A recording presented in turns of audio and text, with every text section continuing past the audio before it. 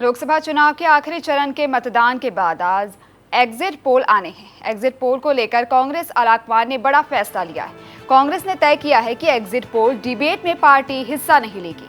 वहीं कांग्रेस आलाकमान के फैसले पर असम कांग्रेस के अध्यक्ष भूपेन बोरा की प्रतिक्रिया सामने आई है। भूपेन बोरा का कहना है कि एग्जिट पोल के डिबेट में भाग लेकर कांग्रेस किसी विवाद में पड़ना नहीं चाहती।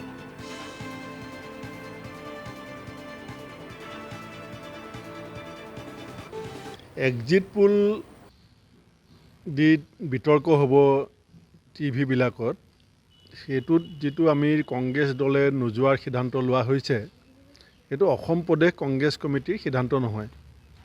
আমাৰ অল ইণ্ডিয়াতে গোটেই দেশখনতে আজিৰ পৰা হ'বলগীয়া এগ্জিট পোলৰ বিতৰ্কত কংগ্ৰেছ দলে ভাগ নলয় বুলি AICCয়ে সিদ্ধান্ত লৈছে।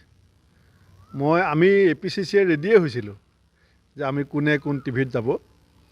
আৰু যেতিয়া কালি সিদ্ধান্তটো আহিলে মই AICCক সুধিছিলোঁ যে এই সিদ্ধান্তটোৰ কাৰণটো কি। তেতিয়া মোক AICCৰ পৰা জনাইছিলে যে যেহেতু ৰাইজৰ মতদানটো EVM বাকচৰ ভিতৰত বন্দী হৈ আছে।